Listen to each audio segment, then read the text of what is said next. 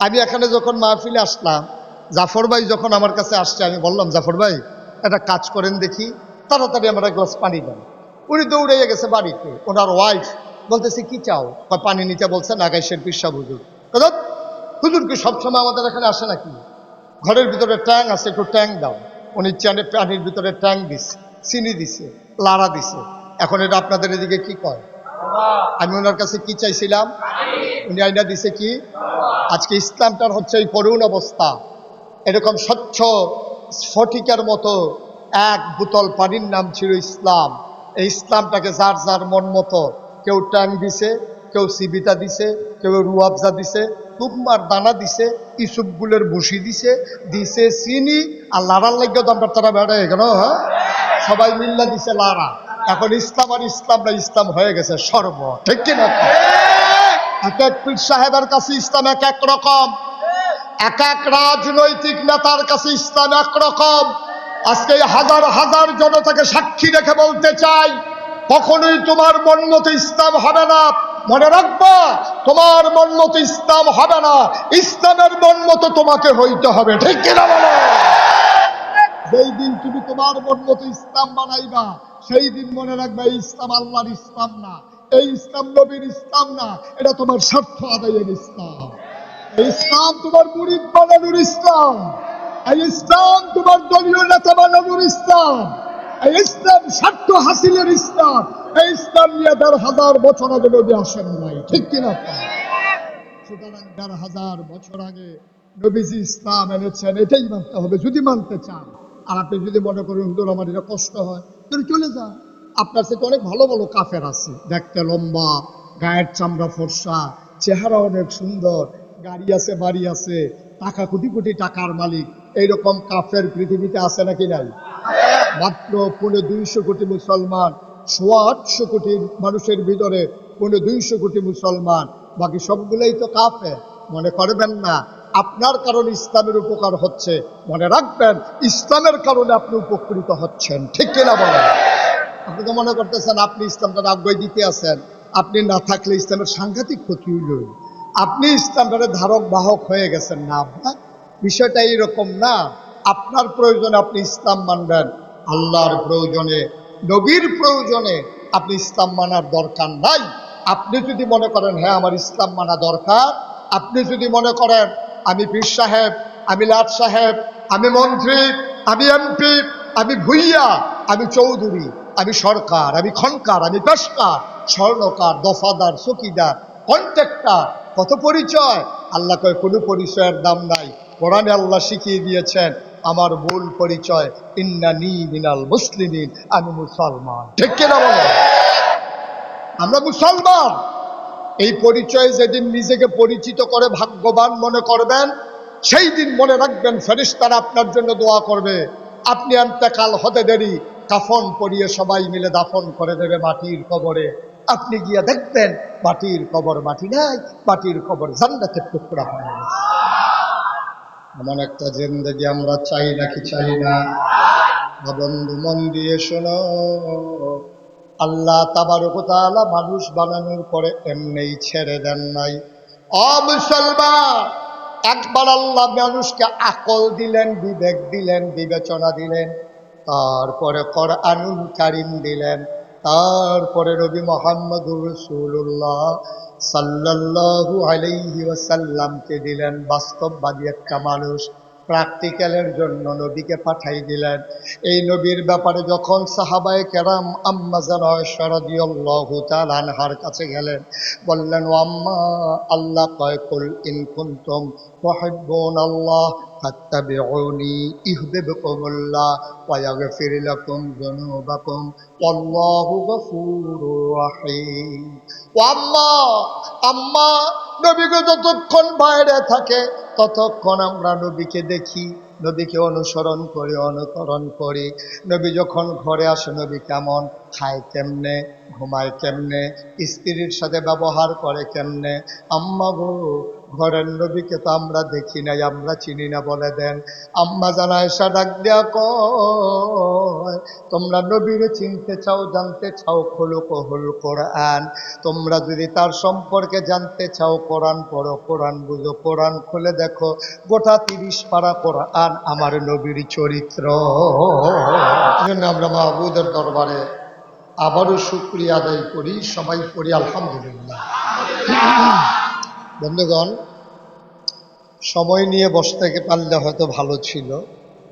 আমি তো আর এত বড় বক্তা না, ছোট মানুষ। তা আপনাদের এখানে আমি নতুন এসেছি, সেই সুবাদে শুভ সূচনা। কখনো যদি আবার আসি, চেষ্টা করব লম্বা সময় নিয়ে আসার জন্য। বন্ধুগণ, আমরা আল্লাহর খাস মেহেরবানি, আসলে কম সময় আর বেশি সময় বড় কথা না, বড় কথা হলো মূল কথাগুলো যদি আমরা শুনতে পারি, এটাই হচ্ছে আমাদের জন্য সবচেয়ে বড় কথা। আপনি একেবারে সময় নিয়ে ভাজি, ভর্তা, সবজি সব কিছু নিয়ে খাইতে বসছেন, আর শুধু গুস্ত তরকারি নিয়ে খাইতে বসছেন। তাড়াতাড়ি করে কয়েক লোকমা খেয়ে ফেলা লাগবে আর কি, ইনশাআল্লাহ। আল্লাহ যেন কবুল করে, সবাই পড়ি আমিন। বন্ধুগণ, আল্লাহ তাবারক ওয়া তাআলা খুব খেয়াল করে মনোযোগের সাথে মাছের মতো নিষ্পলক নয়নে, খরগোশের মতো কান খাড়া করে আমরা কথা শুনবেন ইনশাআল্লাহ। যারা দাঁড়িয়ে আছেন, আসার পরে সাথে সাথে বৈশা যায়, তাইলে আর মাহফিলে বিশৃঙ্খলা হয় না। আপনারা যারা এসেছেন অতি দ্রুততার সাথে বসে পড়ুন, দাঁড়িয়ে থাকার দরকার নেই। তো যে কথাটুকুন বলছিলাম, আল্লাহ তাবারক ওয়া তাআলা বড় আদর করে আমাদেরকে এই দুনিয়ায় মানুষ করে বানিয়েছেন। কি বানিয়েছেন? সবাই বলেন মানুষ। মঞ্চে যারা আছে ওনারা না বললেও চলবে, ওনারা যে বৈশা রয়েছে এটাই তো বেশি শুয়ে যাওয়ার কথা না। আল্লাহ আমাদেরকে কি বানাইছেন? মানুষ। এই মানুষ পরে বানানোর পরে আল্লাহ কিন্তু এমনি ছেড়ে দেন নাই।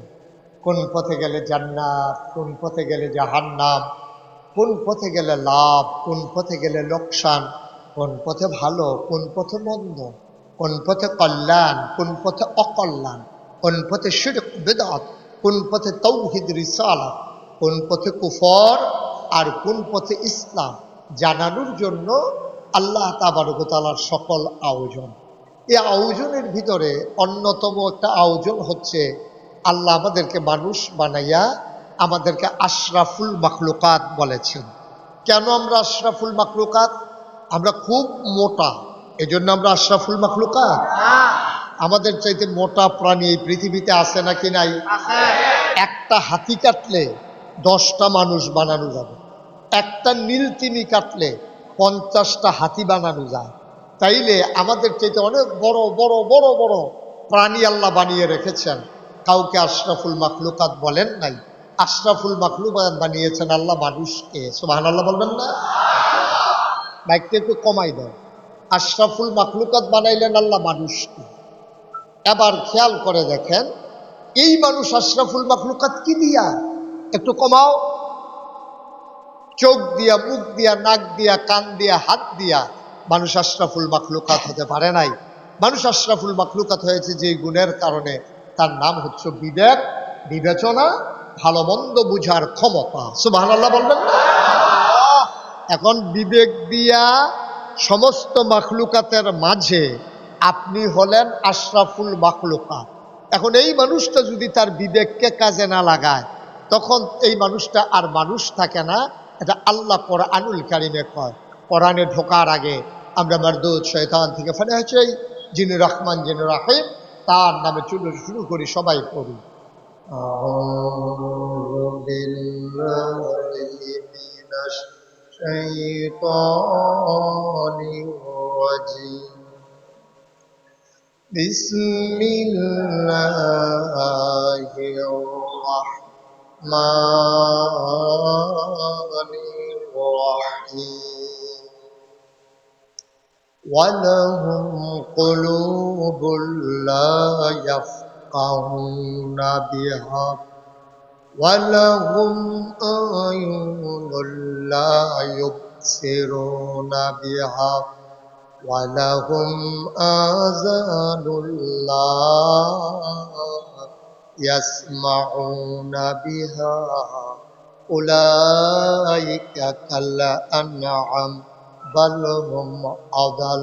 আল্লাহ কয় নারায়ণগঞ্জের মানুষ, 8 দিন ব্যাপী ইসলামী মহাসম্মেলনের মানুষ, শুনো শুনো শুনো, আল্লাহ কয় দুনিয়ার ভিতরে একদল মানুষ আছে, ওয়ালাহুম কুলুবুল লা ইয়াফকাহুনা বিহা, তাদের মন আছে তাদের বুঝ নাই, ওয়ালাহুম আয়ুনুল লা ইউবসিরুনা বিহা, তাদের চোখ আছে কিন্তু তারা দেখে না, ওয়ালাহুম আযানুল লা ইয়াসমাউনা বিহা, তাদের কান আছে কিন্তু তারা শুনে না। আমরা বলি আল্লাহ এটা আবার কেমন মানুষ? মন আছে বুঝে না, চোখ আছে দেখে না, কান আছে শুনে না, এটা আবার কেমন মানুষ? আল্লাহ কয় আমি কি বলছি নাকি মানুষ? উলাইকা কাল আনআম, ওরা হলো চতুষ্পদ জানোয়ারের মতো। আমরা বলি আল্লাহ সে কি জানোয়ার? আল্লাহ কয় না বাল হুম আদাল, এটা জানোয়ারের চাইতে আরো নিকৃষ্ট, ঠিক কিনা? মন থাকার পরেও যারা বুঝে না, চোখ থাকার পরেও যারা দেখে না, কান থাকার পরেও যারা শুনে না, উলাইকা কাল আনআম, ওরা চতুষ্পদ জানোয়ারের মতো। আমরা বলি আল্লাহ সে কি জানোয়ার? আল্লাহ কয় না বাল হুম আদাল, এটা জানোয়ারের চাইতে আরো নিকৃষ্ট, ঠিক কিনা? এরকম বাংলাদেশে আছে নাকি নাই? জানোয়ারের চাইতে নিকৃষ্ট এইরকম মানুষও বাংলাদেশে জায়গা মতোই আছে, জায়গা মতোই আছে। একবার কোনো মতে একবার ক্ষমতা পাইতে পারলে আর ক্ষমতা ছাড়তে চায় না, এইরকম হয় নাই বা কথা বলে এরকম নাই? একবার পাইলেই হয়ে গেল, এরপরে ভোট লাগুক আর না লাগুক ক্ষমতা দখল দিয়ে বসে রয়েছে। মন থাকার পরেও বুঝে না, চোখ থাকার পরেও দেখে না, কান থাকার পরেও শুনে না, ওরা আল্লাহ চিনে না, নবী চিনে না, ইসলাম চিনে না, মানুষের ম্যান্ডেট বুঝে না, মানুষের সেন্টিমেন্ট বুঝে না। আল্লাহ কয় উলাইকা কাল আনআম, ওরা চতুষ্পদ জানোয়ারের মতো। আল্লাহ কয় না বাল হুম আদাল, এটা জানোয়ারের চাইতে আরো নিকৃষ্ট, ঠিক কিনা? এরকম মানুষ আছে তো না? কয়েক বছর আগে এরকম একটা মানুষ ধরা পড়ছে ঢাকা ইউনিভার্সিটিতে। ঢাকা ইউনিভার্সিটির প্রফেসর, চারটিখানি কথা না, ঢাকা ইউনিভার্সিটির ছাত্র হিসাবে চান্স পাওয়া এটাই বিরাট বিষয়। আর উনি হলেন প্রফেসর। উনি কি বলছে জানেন? উনি হাজারো মানুষের সামনে বলে ফেলছে যে যারা পর্দা করে, খুব খেয়াল করেন, পর্দা করা কি নফল না ফরজ? যারা পর্দা করে, বুরকা পরে, হিজাব লাগায়, নাকাব পরে, অর্থাৎ যেসব মেয়েরা পর্দা করে তারা যদি ঢাকা ইউনিভার্সিটিতে চান্স পায়ও তাহলে তাদের ঢাকা ইউনিভার্সিটিতে পড়ার দরকার নাই। কোনো একটা মহিলা মাদ্রাসা দেখা এই মেয়েটা ভর্তি হয়ে যাবে। কথাটাকে আপনারা সমর্থন করেন? জাফর ভাইয়ের মেয়ে যদি মেধাবী হয় আর যদি ঢাকা ইউনিভার্সিটিতে পড়ে, উনি পর্দা করানোর কারণে ওনার মেয়ে ঢাকা ইউনিভার্সিটিতে পড়তে পারবে না। এটা কি আপনারা একমত? কথা বলেন একমত? ৯২% লোক মুসলমানের দেশে, যেই দেশে মানুষ আসার নামাজ পড়ে দরুদ পড়তে পড়তে ঘুমোতে যায়, যেই দেশে ফজরের আজান শুনলে মানুষের আবার ঘুম ভাঙে, হক্কানি পীর মাশায়েখেরা আলেম ওলামারা যেই দেশের মানুষগুলোকে নেংটির বদলে লুঙ্গি পরা শিখিয়েছে, হরে রামের জায়গায় কলমা পড়তে শিখিয়েছে, শ্রীর জায়গায় মোহাম্মদ লিখতে শিখিয়েছে, যেই দেশ আলেম ওলামার দেশ, যেই দেশ মসজিদ মাদ্রাসার দেশ, ঢাকা শীততাপ নিয়ন্ত্রিত কক্ষে বসে পুলিশ পাহারায় ইসলামের বিরোধিতা করা সহজ, পাল্লা নারায়ণগঞ্জের জমি আসো, পিঠার চামড়া নিয়ে ঢাকা যাওয়া যাবে না।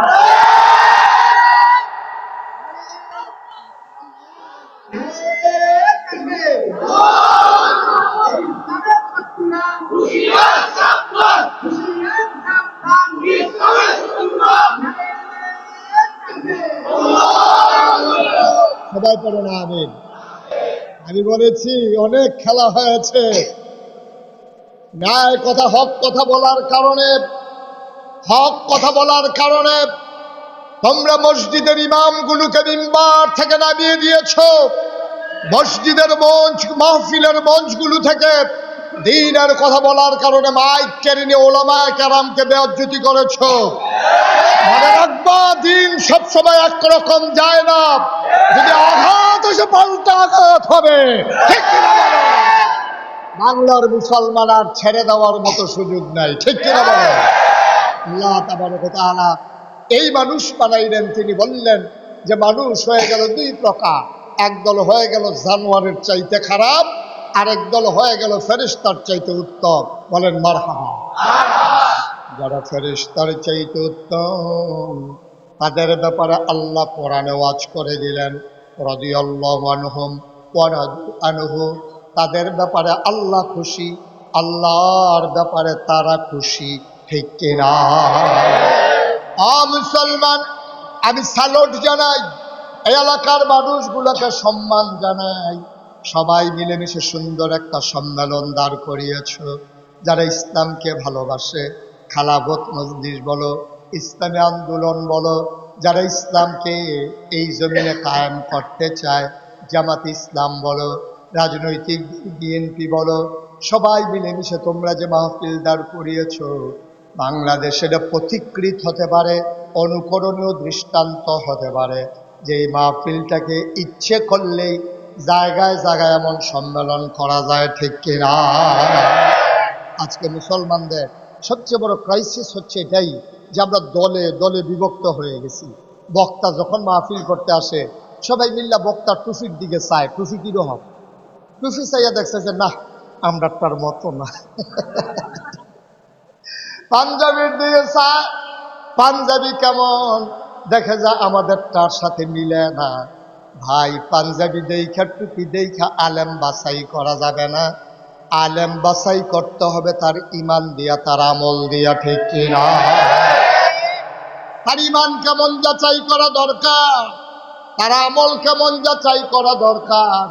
বিগত পতিত সরকারের আমলে আমরা দেখেছি একজন আলেম নামধারী একদল মানুষ ওই তাবেদার সরকারের গোলামি করেছে, ঠিক কিনা? হকের কথা বলতে পারে নাই, হকের কথা বলতে পারে নাই, মুখ দিয়ে কথা আসে নাই। মনে রাখবা, যে পথ আমরা ধরেছি, যে পথ শিক্ষা দেওয়ার জন্যে মসজিদের খুতবা হয়, মাদ্রাসায় তালিম হয়, মাহফিলে আলোচনা হয়, এই পথ কোনো সহজ পথ নয়। এ পথ কণ্টকাকীর্ণ, এ পথ কাটা বিছানো, এ পথে চলতে গেলে পা রক্তাক্ত হবে, পথ রক্তে রঞ্জিত হবে। এই পথ বড় কঠিন পথ, এই পথে চলতে গেলে টিটকারি হবে, এই পথে চলতে গেলে মস্করা হবে, মামলা হবে, হামলা হবে, জেল জুলুম নির্যাতন হবে, প্রয়োজনে জীবন দেওয়া যাবে, ঈমান দেওয়া যাবে না। রাজি আছো কিনা? এই পথ বড় কঠিন পথ, এই পথ কোনো সহজ পথ নয়। এ পথে চলতে গেলে ফুল বিছানো হবে না। ১,৫০০ বছর আগেও নবীর জন্য পথ খুব কুসুমাস্তীর্ণ ছিল না, ফুল বিছানো ছিল না, ঠিক কিনা বলেন? ঠিক কিনা বলেন? নবীর উপর অত্যাচার হয়েছে, মস্করা হয়েছে, টিটকারি হয়েছে, পাগল বলেছে, জাদুঘর বলেছে। নবী তার দ্বীনের দাওয়াত দিয়েই গেছে, দিয়েই গেছে। সুবহানাল্লাহ বলবেন না? শেষ পর্যন্ত নবী হয়ে গেলেন উসওয়াতুন হাসানা, তিনি হয়ে গেলেন মডেল। আল্লাহ কোরআন ঘোষণা দিয়ে দিলেন, লাকাদ কানা লাকুম ফি রাসূলিল্লাহি উসওয়াতুন হাসানা। নবী হচ্ছেন মডেল, তিনি হলেন আদর্শ, তিনি হলেন অনুকরণীয় দৃষ্টান্ত, তিনি আইডল, তিনি আইকন, তিনি হচ্ছেন আমার তোমার চলের পথায় সেই পথের দিশারি, ঠিক কিনা বলেন? খুব মনে রাখবেন, খুব মনে রাখবেন। এই যে এত বড় আয়োজন, মনে রাখবেন কেন এই আয়োজন? এই আয়োজনের মূল উদ্দেশ্য হচ্ছে মানুষগুলোকে অন্ধকার থেকে আলোতে নিয়ে আসা, গোমরাহি থেকে হেদায়েতে নিয়ে আসা, কুফর থেকে ইসলামে নিয়ে আসা, ঠিক কিনা বলেন? শিরক বিদআত থেকে তাওহীদের রিসালাতে নিয়ে আসা। এই মানুষগুলোকে এই পথে আনতে গেলে এত সহজ বিষয় নয়। কর্তৃপক্ষ যেমন করে আয়োজন করেছেন, আসুন নবীর জীবন একটু তালাশ করে দেখি। আল্লাহ তাবারক ওয়া তাআলা নবীকে যখন পাঠিয়ে দিলেন, দ্বীন ইসলাম দিলেন, এন্তেকালের ৮১ দিন আগে নবীর কাছে আয়াত নাজিল হয়ে গেল, আল ইয়াউমা আকমালতু লাকুম দীনাকুম ওয়া আতমামতু আলাইকুম নি'মাতি ওয়া রাদিতু লাকুমুল ইসলাম দীনা। শুনো শুনো শুনো, ১,৫০০ বছর আগে নবীর এন্তেকালের ৮১ দিন আগের কথা। নবীজি বলেন, এইমাত্র আমার কাছে আয়াত নাজিল হয়েছে। সবাই বললেন, নবীজি বললেন, তোমরা কি শুনতে চাও? সাহাবায়ে কেরাম বললেন, গুস্তাকি মাফ কর দিজিয়ে, বেয়াদবি মাফ করবেন যদি শুনিয়ে দিতে চান। আল্লাহ নবী বললেন, শুনো, এইমাত্র আয়াত নাজিল হয়েছে, আল-ইয়াউমা আকমালতু লাকুম দীনাকুম। আজকের এই দিনে, দিনটা ছিল ইয়াউমুল আরাফা, দিনটা ছিল ইয়াউমুল জুমআ, শুক্রবার আরাফার দিন। নবীজি কি বললেন? আল-ইয়াউমা আকমালতু লাকুম দীনাকুম। আজকের এই দিনে আমি তোমাদের জন্য দিনকে পরিপূর্ণ করে দিলাম। ওয়া আতমামতু আলাইকুম নিআমাতি, তোমাদের জন্য নিয়ামত যথেষ্ট করে দিলাম। ওয়া রাদিতু লাকুমুল ইসলাম দীনা, তোমাদের জন্য ইসলামকে মনোনীত ধর্ম দিয়ে দিলাম। এজন্যে তরিকতপন্থী মানুষ যারা, ওরা মাগরিবের পরে, ফজরের পরে নিয়মিত ওজিফা আছে, রাদিতু বিল্লাহি রাব্বা ওয়া বিল ইসলামি দীনা ওয়া বিমুহাম্মাদিন সাল্লাল্লাহু আলাইহি ওয়াসাল্লাম নাবিয়্যা ওয়া রাসূলা। সুবহানাল্লাহ বলবেন না? স্বীকার করে নিলাম আল্লাহ আমার রব, নবী আমার মুহাম্মদুর রাসূলুল্লাহ আমার নবী, আমার রাসূল, ইসলাম হচ্ছে আমার দিন। এই কথা মুশতাক ফয়েজির কথা না, ১৫০০ বছর আগে আল্লাহ বলে দিয়েছেন। আজকে ইসলাম নিয়ে কত এত শততা বিভক্ত, ইসলাম নিয়ে কেন দলে দলে বিভক্তি, ইসলাম নিয়ে আজকে কেন এত হাসির খোরাক মস্কারা হচ্ছে? কারণ হচ্ছে একটাই, ১৫০০ বছর আগের ইসলাম আমরা সেই রকম রাখতে পারি নাই। আমাদের যার যার মন মতো ইসলামকে আমরা ব্যবহার করেছি, ঠিক কিনা? যে আপনারা দেখতে পাচ্ছেন, খুব খেয়াল করেন সবাই, আপনারা দেখতে পাচ্ছেন আমার হাতে এটা কি? এটা কি? পানির বোতল। পানি না, পানির বোতল। এটা কি? আহা, কথা কয় না। এটার নাম কি? পানির বোতল। আপনারা দেখতে পাচ্ছেন সবাই। এবার এত নড়াচড়া করেন না, বসেন। যারা আসবে বসবে, বিরক্ত করা যাবে না। এটা কি? পানির বোতল। এটার ভিতরে কি পুরাপুরি আছে না কম আছে?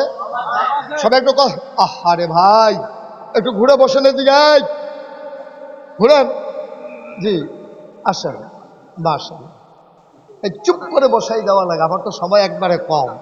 হ্যাঁ ঠিক আছে, মাশাআল্লাহ। সবাই আমার দিকে ঘুরে বসেন, এদিকে এদিকে ওয়াজ এখনো উনি সাইয়ার হইছে, হ্যাঁ আমার দিকে ঘুরেন, মার হাবা বলেন। এটা কি? পানির বোতল। এটা কি পুরা আছে না কম আছে? আল্লাহ বলছেন আল-ইয়াউমা আকমালতু লাকুম দীনাকুম, আমি দিনকে পরিপূর্ণ করে দিলাম। পরিপূর্ণ মানে হচ্ছে এটার মুখটা খোলার পরে একবারে যদি সমান সমান হয়ে যেত, এটাকে বলতো পরিপূর্ণ। এখন মনে করেন সমান সমান আছে, এখান থেকে আমি যদি এক ঢুক পানি খেয়ে ফেলি, সমান সমান থাকবে না কমে যাবে? আহা, মোবাইলটা বন্ধ করেন। এটার ভিতরে যদি এখন আমি এক ডুব খেয়ে ফেলি, সমান সমানের ভিতরে সমান সমান থাকবে না কমে যাবে? একবারে সমান সমান আছে। আমি এক কুশ পানি আইনা দিলাম, এটা কি ভিতরে পড়বে না বাইরে পড়বে? তাহলে পরিপূর্ণ মানে হচ্ছে কমও না বেশিও না। ১৫০০ বছর আগে আল্লাহ বলছেন আল-ইয়াউমা আকমালতু লাকুম দীনাকুম, আমি দিনকে পরিপূর্ণ করে দিলাম, অর্থাৎ সমান সমান, কমও না বেশিও। মনে করেন আমি এখানে যখন মাহফিলে আসলাম, জাফর ভাই যখন আমার কাছে আসছে, আমি বললাম জাফর ভাই একটা কাজ করেন দেখি, তাড়াতাড়ি আমার এক গ্লাস পানি দেন। উনি দৌড়ে গেছে বাড়িতে, ওনার ওয়াইফ বলতেছে কি চাও? পানি নিতে বলছে নাগাইশের পিসা হুজুর। হুজুর কি সবসময় আমাদের এখানে আসে নাকি?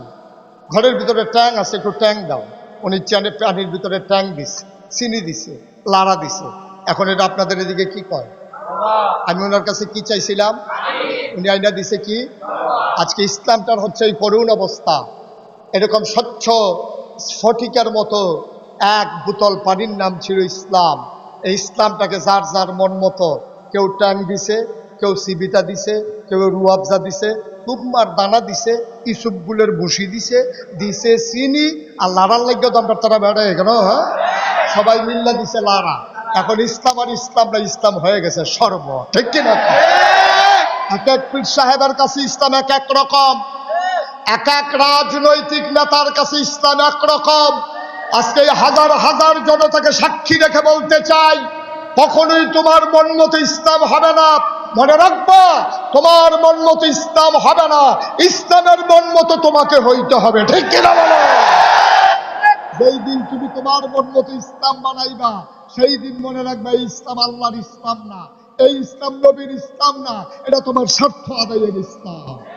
এই ইসলাম তোমার মুরিদ বানানোর ইসলাম, এই ইসলাম তোমার দলীয় নেতা বানানোর ইসলাম, এই ইসলাম স্বার্থ হাসিলের ইসলাম। এই ইসলাম নিয়ে ১,৫০০ বছর আগে নবী আসেন নাই, ঠিক কিনা? সুতরাং ১,৫০০ বছর আগে নবীজি ইসলাম এনেছেন, এটাই মানতে হবে যদি মানতে চান। আর আপনি যদি মনে করেন হুজুর আমার এটা কষ্ট হয়, তাহলে চলে যান। আপনার সাথে অনেক ভালো ভালো কাফের আছে, দেখতে লম্বা, গায়ের চামড়া ফর্সা, চেহারা অনেক সুন্দর, গাড়ি আছে, বাড়ি আছে, টাকা কোটি কোটি টাকার মালিক। এইরকম কাফের পৃথিবীতে আছে নাকি নাই? মাত্র ২৫০ কোটি মুসলমান, ৮০০ কোটি মানুষের ভিতরে ২৫০ কোটি মুসলমান, বাকি সবগুলোই তো কাফের। মনে করবেন না আপনার কারণে ইসলামের উপকার হচ্ছে, মনে রাখবেন ইসলামের কারণে আপনি উপকৃত হচ্ছেন, ঠিক কিনা বলেন? আপনি তো মনে করতেছেন আপনি ইসলামটা আগ্রহ দিতে আছেন, আপনি না থাকলে ইসলামের সাংঘাতিক ক্ষতি হইল, আপনি ইসলামের ধারক বাহক হয়ে গেছেন না। আপনার বিষয়টা এইরকম না। আপনার প্রয়োজনে আপনি ইসলাম মানবেন, আল্লাহর প্রয়োজনে, নবীর প্রয়োজনে আপনি ইসলাম মানার দরকার নাই। আপনি যদি মনে করেন হ্যাঁ আমার ইসলাম মানা দরকার, আপনি যদি মনে করেন আমি পীর সাহেব, আমি লাট সাহেব, আমি মন্ত্রী, আমি এমপি, আমি ভুইয়া, আমি চৌধুরী, আমি সরকার, আমি খনকার, আমি পেশকার, স্বর্ণকার, দফাদার, চকিদার, কন্ট্রাক্টর, কত পরিচয়। আল্লাহ কয় কোনো পরিচয়ের দাম নাই। কোরআনে আল্লাহ শিখিয়ে দিয়েছেন আমার মূল পরিচয় ইন্নানী মিনাল মুসলিমিন, আমি মুসলমান, ঠিক কিনা বলো? আমরা মুসলমান। এই পরিচয় যেদিন নিজেকে পরিচিত করে ভাগ্যবান মনে করবেন, সেই দিন মনে রাখবেন ফেরেশতারা আপনার জন্য দোয়া করবে। আপনি ইন্তেকাল হতে দেরি, কাফন পরিয়ে সবাই মিলে দাফন করে দেবে মাটির কবরে। আপনি গিয়ে দেখবেন মাটির কবর মাটি নাই, মাটির কবর জান্নাতের টুকরা হয়ে গেছে। এমন একটা জিন্দেগি আমরা চাই নাকি চাই না? বন্ধু মন দিয়ে শোনো, আল্লাহ তাবারক ওয়া তাআলা মানুষ বানানোর পরে এমনি ছেড়ে দেন নাই।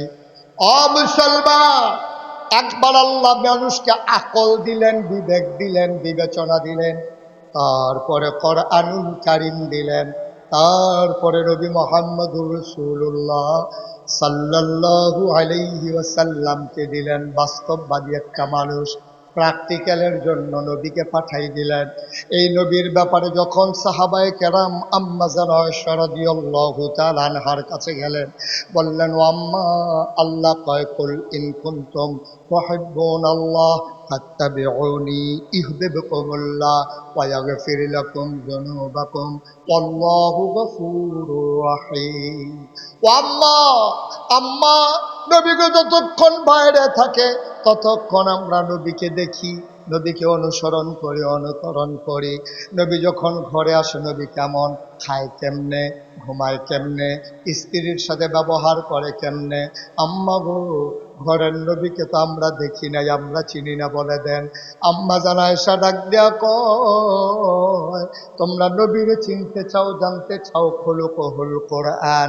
তোমরা যদি তার সম্পর্কে জানতে চাও কোরআন পড়ো, কোরআন বুঝো, কোরআন খুলে দেখো, গোটা 30 পারা কোরআন আমার নবীর চরিত্র। কোরআনের ভিতরে এমন একটা আদেশ নাই যে আদেশটা আমার নবী মেনে দেখায় নাই। কোরআনের ভিতরে এমন একটা নিষেধ নাই যেই নিষেধটা আমার নবী ছেড়ে দেয় নাই। এবার উম্মে সালামা আমাদের আরেক আম্মা, ওনার কাছে গিয়া সাহাবারা কয় আমার নবী কেমন? উম্মে সালামা ডাক দেয়া কয় শুনতে চাও, জানতে চাও আমার নবী কেমন? শুনো শুনো শুনো, রাস্তা দিয়ে যখন আমার নবী হেঁটে যায়, আমি উম্মে সালামার মনে হয় জীবন্ত কোরআন যেন হেঁটে যায়। ও মুসলমান, মন দিয়ে শুনো রে ভাই, টুপির নাম শুধু ইসলাম না, দাড়ির নাম শুধু ইসলাম না, শুধু নামাজের নাম ইসলাম না, শুধু রোজার নাম ইসলাম না, শুধু হজের নাম ইসলাম না, শুধু জাকাতের নাম ইসলাম না। অবন্ধু, কোরআনের 30 পারা 114 সূরা 6666 আয়াতের ভিতরে মাত্র 500 আয়াত আছে যেইগুলারে বলে আহকামুল কোরআন। এটা হলো হুকুমের কোরআনের বিধিবিধান। বাকি আয়াতগুলো হলো বিভিন্ন সময়ের ঘটনা, ঘটনার পরিণতি। 500 আয়াত হুকুমের আয়াত। আল্লাহ তাবারক ওয়া তাআলা এই 500 আয়াতের ভিতরে জানিয়ে দিলেন করো, পড়ো না, খাও, খাইও না, যাও, যাইও না, এমন আয়াত শুনো শুনো শুনো। বলো লা ইলাহা ইল্লাল্লাহ। তোমরা সবাই পড়ো লা ইলাহা ইল্লা। পড়েন সবাই লা ইলাহা, লা ইলাহা, লা ইলাহা। আমরা বললাম আল্লাহ, আমরা 3 বার পড়ছি লা ইলাহা ইল্লাল্লাহ, আবার কি করব? বলে দেন আবার কি করব?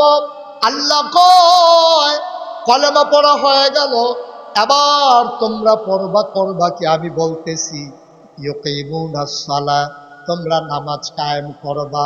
আকিমুস সালাহ, নামাজ কায়েম করবা। কাদ আফলাহাল মুমিনুন আল্লাযীনা হুম ফি সালাতিহিম খাশিউন। তোমাদের উপরে এটা বিধান দিয়ে দিলাম। বুঝলাম, ঈমান আনার পরে নামাজ পড়বো, তারপরে করব কি? ওয়াতুজ যাকাত, তোমরা যাকাত দেবা। আর করব কি? ইয়া রাসূলুল্লাহ, ও নবী আপনি বলে দেন। আল্লাহ জানিয়ে দিলেন ওয়ালিল্লাহি আলান নাসি হিজ্জুল বাইতি মান ইসতাতা ইলাইহি সাবিলা। হজ ফরজ হলে হজ করবা। আর কি করব? ইয়া আইয়ুহাল্লাযীনা আমানু কুতিবা আলাইকুমুস সিয়াম কামা কুতিবা আলাল্লাযীনা মিন ক্বাবলিকুম লাআল্লাকুম তাত্তাকুন। এমন করে নবীজির মাধ্যমে আল্লাহ তাবারক ওয়া তাআলা আমাদের সব কথা জানিয়ে দিলেন। আফসোস কি জানেন? আমার বাংলাদেশের মুসলমান নফল নিয়া, মুস্তাহাব নিয়া যত পেরেশান, ফরজ নিয়া তত পেরেশান না, ঠিক কিনা? উনি দোকান বাকি খাইয়া মানুষের ঘুরা, এটার অন্যায় মনে করে না। উনি বসে বসে তসবিহ করে, এমন তসবিহ পড়া, এমন জিকির করে উনি মনে হয় যেন মসজিদে কাঁপতে আছে, মাটি কাঁপতে আছে। উনি আরেকবার উপরে লাভ দিয়ে গিয়া পড়তে আছে, এই কারবার চলতে আছে। কিন্তু এবার দোহান বাই খাইয়া 3 বছর ধরে ঘুরাইতেছে, এই খবর নাই, ঠিক কিনা? এই বেড়া মনে করে আসরের নামাজ পড়লে একবারে আশা পইরা বের হয়, পেনশনের পরে সুদে টাকা লাগাই রাখছে, এটা অন্যায় মনে করে না। আবার মনে করে মসজিদে বৈশা তাসবিহ পড়া আর জিকির আজকার করা, আর একটা সুন্দর করে টুপি বানাই নেওয়া, একেবারে লম্বা দাড়ি, লম্বা পাঞ্জাবি। উনি মনে করেছে আমার চাইতে বড় মুসলমান কে আছে? শোনো শোনো শোনো, সারা জীবনের নফল মিলাইয়াও একটা ফরজ তুমি বানাইতে পারবা না, ঠিক কিনা? আরো সহজ করে কই না, কথা একটা মনে পড়ছে, এটা বইলেই খোলাইয়া সবাই কোনা আমিন। নোয়াখালীর এক হুজুর আছে, ওয়াজ করা লাগে। নোয়াখালী হুজুরদের কিন্তু বুদ্ধি আমাদের চাইতে বেশি, সাংঘাতিক বুদ্ধি, সিহন বুদ্ধি। তো নোয়াখালীর হুজুরে যখন ওয়াজ করতে গেছে, তো হুজুরে কইতেছে আপনার নফল করবেন, আপত্তি নাই, কিন্তু ফরজের লগে নফলের কোনো ফাত্তা নাই। ফরজ ঠিক রেখে আপনার নফল করেন, চাইয়েন কিন্তু লুঙ্গি খুললা ফাগড়ি বেঁধেন না। হুজুরে বুঝাইতে আছে পাগড়ি বাঁধা সুন্নত, কিন্তু ফরজ ঠিক রেখা। আপনি যদি লুঙ্গি খুললে পাগড়ি বাঁধেন তো এগুলো ফরজ নাই, এ পাগড়ির সুন্নতে কি লাভ হবে? খুব সাবধান, লুঙ্গি ঠিক রাখবেন, পাঞ্জাবি ঠিক রাখবেন, টুপি মাথায় দিবেন, এরপরে ফাললে পাগড়ি দিয়ে চাইন কিন্তু সুন্নত মনে করে আবার লুঙ্গি খুললা লান কিনা, এই কারবার কিন্তু করবেন না। হুজুর এমনি বুঝাইতে আছে।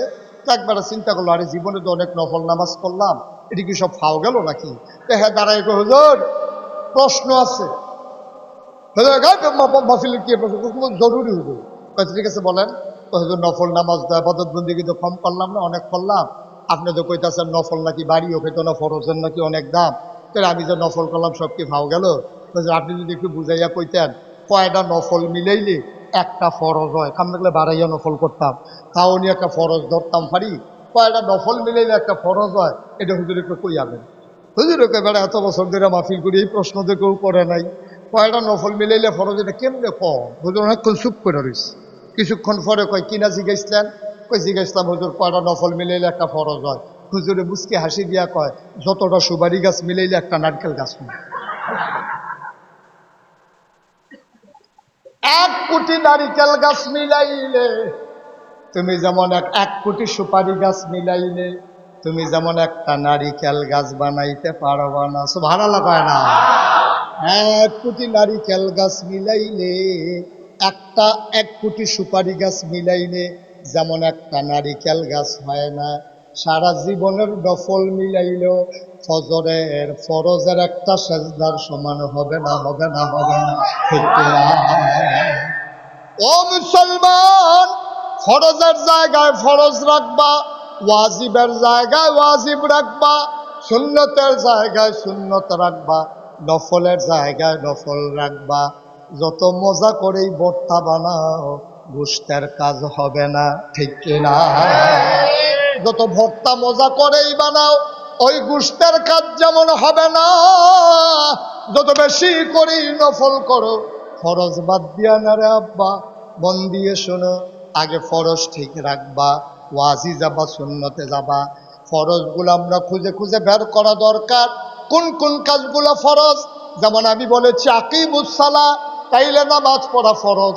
ওয়া আতুজ যাকাত, যাকাত দেওয়া ফরজ।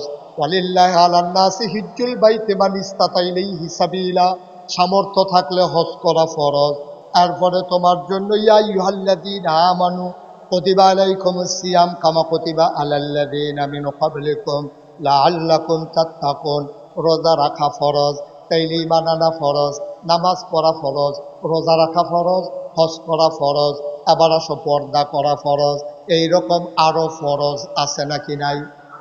আল্লাহ কয় আকিমুদ্দিন, যেই শব্দ দিয়া নামাজ ফরজ করছে, এই শব্দ দিয়ে কইছে আকিমুদ্দিন, তোমরা দিন কায়েম করো। সুবহানাল্লাহ। কয় না? দিন কায়েম করা মানে কি আমরা তো বুঝি নাই। দিন কায়েম করা কারে কয়? আমার ব্যক্তি জীবন, আমার পারিবারিক জীবন, আমার সমাজ জীবন, আমার রাজনৈতিক জীবন, আমার ইন্টারন্যাশনাল রিলেশন, আমার সকাল, আমার সন্ধ্যা, আমার রান্নাঘর, আমার সংসদ ভবন, আমার জন্ম, আমার মৃত্যু। আল্লাহ কয় কল, হে নবী আপনি বলেন, ইন্না সালাতি ওয়া নুসুকি ওয়া মাহইয়ায়া ওয়া মামাতি লিল্লাহি রাব্বিল আলামিন। বলে দেন আমার নামাজ, আমার কোরবানি, আমার জন্ম, আমার মৃত্যু, আর জন্ম থেকে মৃত্যু পর্যন্ত, আমার সকাল, আমার সন্ধ্যা, আমার ব্যক্তি জীবন, আমার পারিবারিক জীবন, আমার সমাজ জীবন, আমার রাজনৈতিক জীবন, আমার ইন্টারন্যাশনাল রিলেশন, স্বামীর সাথে স্ত্রীর সম্পর্ক, ভাইয়ের সাথে ভাইয়ের সম্পর্ক, সন্তানের সাথে মা বাবার সম্পর্ক, ও বন্ধু প্রতিবেশীর সাথে প্রতিবেশীর সম্পর্ক, সব কিছু হবে কেমন? আল্লাহ বলেছেন যেমন। তার বাইরে কোনো বিধান মানা যাবে না, আর নবীর তরিকার বাইরে কোনো তরিকাও মানা যাবে। তাইলে বিধান মানব কার? জোরে বলতে হবে, বিধান মানব কার? আর তরিকা মানব কার? তরিকা কার? নবীজি। বিধান মানব আল্লাহর, তরিকা মানব নবীজির। এখন বিধান কারে কয়? ওই যে আল্লাহ বলছে আকিমুস সালাহ, তোমরা নামাজ কায়েম করো, এটা হলো বিধান। এখন নামাজ পড়বো কেমনে? এবার চলে যাওয়া লাগবে নবীজির কাছে। সাহাবারা গিয়া কয়, ইয়া রাসূলুল্লাহ কেমনে নামাজ পড়বো? আল্লাহ নবী কয়েছেন, লো তোমরা নামাজ পড়ো কামা রাআইতুমুনি উসাল্লি, আমি এখন নামাজ পড়বো, তোমরা তাকিয়ে থাকবা আমি কেমনে নামাজ পড়ি। আমি যেমনে পড়ি তোমরাও এমনে পড়বা, এটাই হইল তরিকা, ঠিক কিনা? নামাজের হুকুম করেছেন কে? আর নিয়ম শিখাই দিচ্ছেন কে? নবীজি। সহজ।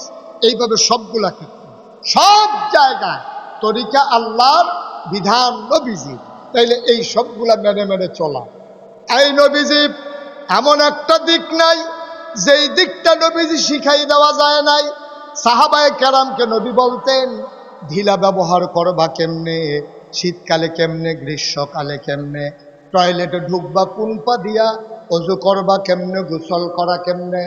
এবার কাফেরারা টিটকারি মস্কারা করে, ও মুসলমানেরা তোমরা কি নবী, তোমরা কেমনে বাথরুমে যাবা এটাও শিখায়, ঢিলা ব্যবহার করবা কেমনে এটাও শিখায়। উনি না বিলে বিশ্ব নবী, ওনা না বিলে সবার নবী, উনি না বিলে রাহমাতুল্লিল আলামিন, উনি না বিলে খাতামুন নবিয়্যিন, উনি নাকি ইমামুল মুরসালিন। এত বড় নবী তোমরা রে শিখায় টয়লেটে যাবা কেমনে, তোমরা কেমনে ওই বাথরুম থেকে বের হবা, গোসল করবা কেমনে, অজু করবা কেমনে, কেমনে শিখায়। আবার সাহাবায়ে কেরাম মুচকে হাসি দিয়ে কয়, নবী শুধু এগুলি শিখায় না, ওই টয়লেট থেকে শুরু করে সংসদ ভবন পর্যন্ত, অর্থাৎ রাষ্ট্রের সর্বোচ্চ পর্যায়ে দেশ চালাবো কেমনে, এই তো আমার নবী শুধু বলে নাই, নিজের জীবনে প্রমাণ করে দেখিয়ে গেছে, ঠিক কিনা? আমরা যারা ওলামায়ে কেরাম এখানে আছেন, আমি সাধারণ মানুষের বেশি দোষ দেখি না। আমরা কিন্তু আমাদেরকে নিজেরা ধ্বংস করেছি। আমরা নিজেরা ওলামায়ে কেরাম, আমরা নিজেদেরকে এত কনজারভেটিভ মাইন্ডের করে ফেলেছি। আমরা মনে করেছি আমি মাদ্রাসায় পড়বো, মাদ্রাসায় পড়া শেষ হইলে তো কোনো একটা মাদ্রাসায় চাকরি নেব, অথবা কোনো একটা মসজিদের ইমামতি নেব, দ্যাটস ওকে, ফাইনাল। এবার আমি বিয়া শাদী করবো, মসজিদের ইমামতি করব, বাচ্চা কাচ্চা হইতে থাকবে, এই আমার জীবনের কাজ শেষ। একটা ইমাম সে 5 ওয়াক্ত নামাজ পড়ায়, আর সাধারণ একজন মানুষ 5 ওয়াক্ত নামাজ পড়ে। আমার বুঝে আসে না যে শুধু 5 ওয়াক্ত নামাজ পড়ানো এটা কি একটা কাজ? তাইলে যে নামাজ পড়ে সেও তো 5 ওয়াক্ত পড়ে। আপনি পড়ান, উনি পড়ে, আপনি পড়ান, উনি পড়ে। উনি পড়ার ফাঁকে ফাঁকে অফিস করে, ব্যবসা করে, চাকরি করে, সংসার করে, রাজনীতি করে, সমাজনীতি করে, নামাজের ফাঁকে ফাঁকে উনি সব করে। আর আপনি মনে করছেন 5 ওয়াক্ত নামাজ পড়ানো এটাই আমার কাজ। কই ফজর, কই জুহর, মাঝের সময়টা আপনি কি করেন? কই জুহর, কই আসর, মাঝের সময়টা আপনি কি করেন? কোথায় আসর, কোথায় মাগরিব, এই মাঝের সময়টা আপনি কি করেন? আজকে ওলামায়ে কেরামদেরকে সচেতন হওয়া লাগবে। আপনি অন্য কিছু না পারেন, মসজিদ আঙ্গিনাটাকে ভাড়া নিয়া আপনি বলেন আমি কটা সুপারি গাছ লাগাই, আমি কটা কি বলে বেগুন গাছ লাগাই, আমি কটা পেঁপে গাছ লাগাই। অর্ধেক 50-50 লাগানোর কারণে অর্ধেক আমার, অর্ধেক মসজিদের। আপনি যদি বেতন পান 10,000, আর এই তরিতরকারি করে যদি আরো 10,000 কামাই করতে পারেন, আমার দেশ স্বাবলম্বী হয়, আমার দেশ আর ইন্ডিয়ার কাছে দায়গ্রস্ত হয় না, ঠিক কিনা? একটু চেষ্টা করেন, একটু চেষ্টা করেন। মসজিদের সামনে একটু জায়গা থাকে, কটা বেগুন গাছ লাগান, কটা পেঁপে গাছ লাগান। আপনি এখান থেকে অর্ধেক নিজে বিক্রি করেন, অর্ধেক মসজিদকে দিয়ে দেন, তাও ভালো। ডেলি যদি 300 টাকা কামাই করতে পারেন, আপনার মাসে 9,000 টাকা। আপনি কটা কিতাব কিনে বিক্রি করেন, কটা টুপি কিনে বিক্রি করেন মসজিদের হুজরার ভিতরে, আপনি কোনো কাজে নাই। আপনি আছেন কি ইমামতি আর দাওয়াত টাওয়াত ফললে খাও, এই আপনার কাম। এই দাওয়াত খাইতে খাইতে এলাকাটারে তামা তামা করে। আপনি একটু কষ্ট করেন, একটু মেহনত করেন, একটু পরিশ্রম করেন, মরে যাবেন না তো আপনি। আপনি নবীর জীবনী তালাশ করে দেখেছেন? একটা সেকেন্ড সময় উনি হেলায় হেলায় নষ্ট করেছেন, কোন একটা হাদিস দিয়ে আপনি প্রমাণ দিতে পারবেন না, ঠিক কিনা? একটা সেকেন্ড সেকেন্ড সেকেন্ড। আজকে ওরা যে আমাদেরকে টিটকারি মারে, শুধু শুধু মারে, কি কয়? কথায় কথায় কয় পেঁয়াজ বন্ধ করে দেবে, কথায় কথায় কয় রসুন বন্ধ করে দেবে, কথায় কথায় কয় আমাদেরকে এলাচি নাকি বন্ধ করে দেবে, কথায় কথায় কয় আদা বন্ধ করে দেবে। তো আমাদের খাদ্যতেই তো আমাদেরকে কয়। এখন আমার ঘরে যদি পেঁয়াজ থাকতো, আমি যদি কেনা না লাগতো, তো ওই তো ইন্ডিয়ার দিকে তাকাই থাকার দরকার ছিল না। ভয় দেখানোরও কিছু নাই। এই যে মুরব্বী যারা আছেন সবাই মিলে আজকে থেকে সিদ্ধান্ত নেন, বিকালে 1 ঘন্টা এই জমিনে কাজ করবেন, নিজের হাতে মরিচ গাছ লাগাবেন, বেগুন গাছ লাগাবেন, নিজে মাছ চাষ করবেন। এত মেহনত হলে কটা তেলাপিয়া ছেড়ে দেন, তেলাপিয়াগুলো এমনিই হয়, আর পরের বার ফালানো লাগে না। 50 বছর এটি হইতেই আছে, পরিকল্পনা বুঝা না, এটা এমনি। এত সহজ থাকতে আপনার তো কঠিন কেন? আপনি এই সহজ কাজটা করেন না কেন? আপনি যে এই কাজ করেন না, ওরা ইন্ডিয়ার ওরা বুঝা ফেলছে। ইন্ডিয়ার ওরা আপনার টেলিভিশন দিছে, বিরাট বিরাট চ্যানেল দিছে, আমার মায়েদেরকে চ্যানেলে ঢুকাইছে, আমার বাবাদেরকে চ্যানেলে ঢুকাই দিছে। এখন সে বৈশা বৈশা চা খায়, আসরের পরে চা খাইতে বসে 3-4 কাপ চা খায়, আর বৈশা বৈশা সিনেমা চায়। এর ভিতর দিয়ে মাগরিবের আজান পড়ে গেছে, উনি যায় না। ফলাফাইনে কয় ভাই আপনি এখনো যান না, আজান দিয়ে একামত দিয়ে লাইছে তো। এবার আমরা ইমাম সাহেব, হাফেজ সাহেব, এবারও শুধু কেরাত ধরে না, লম্বা কেরাত ধরে, আরো 5 মিনিট সিনেমা চাওয়ান যাইব। এবার সিনেমা চাইতে আছে, হেদিক দিয়ে নামাজ হইতে আছে। যখন দেখছে যে রুকুতে চলে গেছে, দৌড় দিয়ে কোনো মতে রুকুতে গেছে। এখন আপনারাই বলেন, সিনেমার ভিতরে যেটা দেখা গেছে এই চিন্তা করবে না সুবহানা রাব্বিয়াল আজিম পড়বে? শুধু সিনেমার চিন্তাটা, রুকুত গেছে সবাই পড়তেছে সুবহানা রাব্বিয়াল আজিম, আর হে মনে মনে কয় যেই ফিটা দিছে বাচ্চে নিগিব, ফিটা তো মাথাত সরছে। মুসলমান মন দিয়ে শুনো রে ভাই, আমরা তো অসহায় জাতি ছিলাম না, আমরা টিটকারির পাত্র ছিলাম না, আমরা তো মস্কারার জিনিস ছিলাম না। আজকে ইন্ডিয়ার মতো দেশ, কাফের বেদিনের দেশ, আমাদেরকে চোখ রাঙ্গায়, চোখ রাঙ্গায় কারণে কারণে ওরা বুঝে ফেলছে আমরা অলস হয়ে গেছি। আবার তারা পেঁয়াজ করে আটকাই রাখে, বন্দরগুলোতে পেঁয়াজ খালাস হতে দেয় না। ও মুসলমান, নিজের পেঁয়াজ নিজে করো, নিজের তরকারি নিজে করো, ইন্ডিয়ার দিকে তাকানো লাগবে না। ওদের যে ফসলগুলা আমাদেরকে না দিলে ওদের উপায় নাই। ওরা যখন বলেছিল গরু দেওয়া বন্ধ করে দেবে, আমার দেশের মানুষগুলো কিচ্ছু হয় নাই। আমার শিক্ষিত বেকারেরা যখন গরু চাষ করা শুরু করেছে, সমীক্ষায় দেখা গেল কোরবানি দেওয়ার পরে গরু আরো বেশি হয়ে গেছে। আজকে পেঁয়াজ করো, রসুন করো, নারিকেল গাছ লাগাও, তারপরে কাঁঠাল গাছ লাগাও। কাঁঠাল তো এমন একটা জিনিস, ফাইকা গেলে খাও নিলা, গরু তো রাইখা দেওয়ার জিনিস না। এখন ইন্ডিয়ার তারা কাঁঠাল পাকলে আমরা ফাটায়, আমরা তো মাগনা আনি না, টাকা দিয়ে কিনে আনি। এখন যদি কই যে আমরা আর কাঁঠাল খাবো না, তো এই কাঁঠাল তো এই এলাকায় ফোসা ছাড়া আর কোনো কারবার হবে না, ঠিক কিনা? ওদের আনারসগুলো পেকে গেলে আমরা যদি না আনি, ওরা আটকা পড়ে যাবে, লাভ লস আমরার হবে না, ওদের হবে। আমরা যদি নিজেরা পেঁয়াজ করে ফেলি, আমাদের খাটের নিচে যদি পেঁয়াজ থাকে, ওরা কাঁটা তারের বেড়ার কাছে এসে ডাক দিবে, দুলাভাই কটা পেঁয়াজ নিয়েন। আমরা বলবো নিহি খায়েঙ্গে শহীদ তোলে।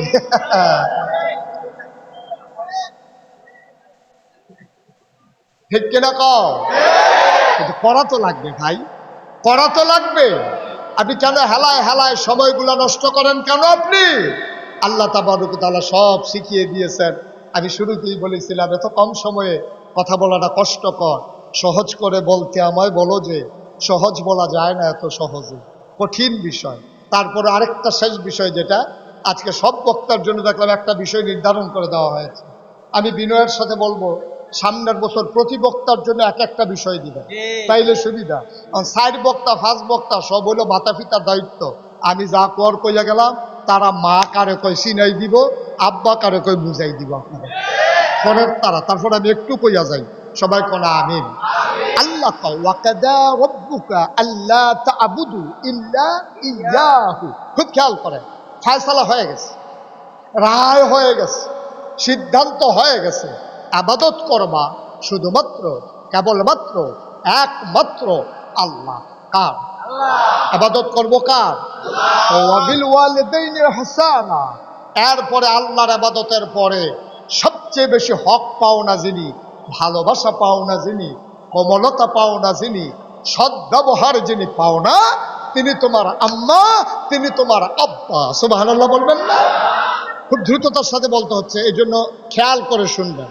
সাহাবা গিয়া এই আয়াত নাজিল হওয়ার পরে এক সাহাবা গিয়া বলতেছি, ইয়া রাসূলুল্লাহ, আব্বা আম্মার নাকি খেদমত করা লাগবে, ভালো ব্যবহার করা লাগবে, কার প্রতি বেশি ব্যবহার করবো? আছে তো দুইজন, আম্মাও আছে আব্বাও আছে। নবী বললেন, 1 নম্বরে তোমার মায়ের। কয় 2 নম্বর? কয় তোমার মায়ের। 3 নম্বর? কয় তোমার মায়ের। কয় 4 নম্বর? কয় তোমার বাবা। 3 বার বললেন কার নাম? আরে কথা কয় না। 4বার বললেন কার নাম? এই যে আমরা দোকানে বসে বসে হুই হুই করেন, রোল নম্বর 60, রোল নম্বর 1 আম্মার, রোল নাম্বার 2 আম্মার, রোল নাম্বার 3 আম্মার, 4 নাম্বার রোল নাম্বার আপনি। আপনি নিজের ওজন নিজে বুঝেন নাই। 3টা রোল নাম্বার, 3টা মেডেল আল্লাহ দিয়ে দিলেন আম্মাকে, আর 4র্থ মেডেলটা পেয়েছেন আপনি। এটা লম্বা ব্যাখ্যা। কেন 3 বার মায়ের কথা বললেন, 4র্থবার কেন ওই বাবার কথা বললেন, এই কথায় আমরা যাব না। মুসলমান মন দিয়ে শোনো, তাইলে মায়ের প্রতি কোমল ব্যবহার করবা কেমনে? যার মা দুনিয়াতে নাই, ওই মায়ের জন্যে তুমি তোমার আম্মার বোন অর্থাৎ খালাম্মা, ওনার সাথে ভালো ব্যবহার করবা। তোমার আব্বা দুনিয়াতে নাই, তোমার চাচাকে একটা লুঙ্গি কিনে দেবা, খালাম্মাকে একটা শাড়ি কিনে দেবা। হাতে ধরে বলবা, খালাম্মা, আম্মা থাকলে আম্মারে এই শাড়িটা কিনে দিতাম, আম্মা নাই, আপনি আম্মার বোন, আমার খালাম্মা, আপনারে শাড়িটা দিলাম, পরে পরে নামাজ পড়ে দোয়া করবেন। বাবার ভাই চাচাকে নিয়ে লুঙ্গি কিনে দেবা, চাচা আব্বা নাই, এই লুঙ্গিটা আপনারে দিলাম, আপনি পড়বেন আর নামাজ পড়বেন, দোয়া করবেন। ও মুসলমান, মা যার জীবিত আছে, বাবা যার জীবিত আছে, খুব খেয়াল করে মনে রাখবা, কোনোদিন আব্বারে ধমক দিও না, কোনোদিন আম্মারে ধমক দিও না। ওয়ালা তাকুল লাহুমা উফিন, তোমরা উফ শব্দটা পর্যন্ত ব্যবহার করো না। কোনোদিন ধমক দিও না রে ভাই, চোখ বড় বড় করে তাকাইও না। আল্লাহর নবী মদিনায় দুর্ভিক্ষ দেখা দিলেন, মদিনায় কারো ঘরে আগুন জ্বলে না, বাচ্চাগুলো মায়ের বুকে দুধ পায় না, অসহায় হয়ে গেছে পুরাটা সমাজ। চুলায় আগুন নাই, ঘরে খাবার নাই, মায়ের বুকে দুধ নাই, মানুষগুলো খাবে কি? আল্লাহর নবী পেরেশান হয়ে গেলেন। আবার আল্লাহর নবী ডাকলেন, ও ধনাঢ্য মানুষেরা, যার যা আছে আমার সাহায্যের ভান্ডারে দাও। আবার সাহাবায়ে কেরাম ওট দিলেন, দম্বা দিলেন, ভেড়া দিলেন, নবীজি সবগুলো জব করে দিলেন, গোশতের ভাগ বসালেন, সবাইকে ডাকলেন, যারা অসহায় আছো, যাদের চুলায় আগুন জ্বলে না, দৌড়ে দৌড়ে চলে আসো, গোশতের ভাগ দেওয়া হবে। লম্বা লাইন পড়ে গেল। আল্লাহর নবী সবার হাতে এক পটলা করে গোশত দেয়। হঠাৎ করে সামনে নজর পড়ে গেল, একটা বৃদ্ধা মহিলা লাঠিতে ভর দিয়া বাঁকা হয়ে দাঁড়িয়ে আছে। আল্লাহর নবী দৌড়ে মহিলাটার কাছে গেলেন, জড়াইয়া ধরলেন, কপালে চুমু খাইলেন, টেনে টেনে মজলিসের মাঝে আনলেন, নবীর গায়ের চাদরটা বিছাই দিলেন, ওই মহিলা বিছানায় বসে গেলেন। সাহাবায়ে কেরাম এদিক সেদিক তাকায়, এটা কোন মহিলা রে? কার জন্য নবী গায়ের চাদর বিছাইলেন? কার জন্য? কার জন্য? নবী বুঝতে পেরেছেন। সাহাবায়ে কেরাম জানতে চায় কার জন্য। আবার নবী চোখের পানি ছেড়ে দিয়ে কয়, সাহাবারা শুনো, জন্মের আগে আব্বা হারিয়ে ফেলেছি, কোনদিন আব্বা বলে একটা ডাক দিতে পারি নাই। 6 বছর বয়সে মা হারিয়ে ফেলেছি, মা ডাকার আর সাধ্য রইল না। আজকে যে মহিলাটার গায়ের চাদর বিছাইলাম, ধরে ধরে আনলাম, এই মহিলা কেউ না, এই মহিলা আমার দুধমা হালিমাতুস সাদিয়া।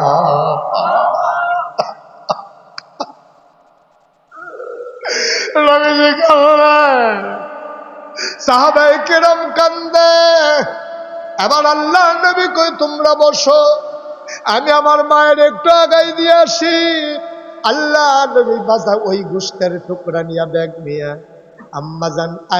আম্মাজান হালিমাকে, দুধমা হালিমাকে ধরে ধরে ঘর পর্যন্ত দিয়ে আসলেন। নবী আম্মা পাইলেন না, আব্বা পাইলেন না।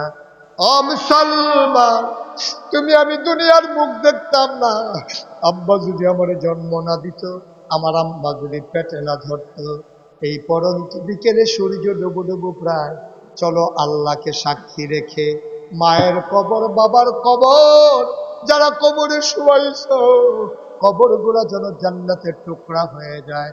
চলো সবাই মিলে দোয়া করি, সবাই পড়াবে। আর যাদের আব্বা আম্মা জীবিত আছে, চলো আব্বার জন্য যা করা দরকার তাই করি।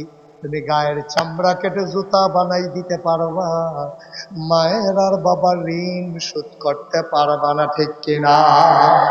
বন্ধুরা আমার, সব সময় খেয়াল রাখবে, মায়ের কথা মনে করে, বাবার কথা মনে করে একটা ফোঁটা চোখের পানি ছেড়ে দেবেন। হতে পারে ওই চোখের পানি গালবে জমিনে পড়ার আগে মায়ের আর বাবার কবরের আযাব বন্ধ হয়ে যেতে পারে। আমিন বলবেন না?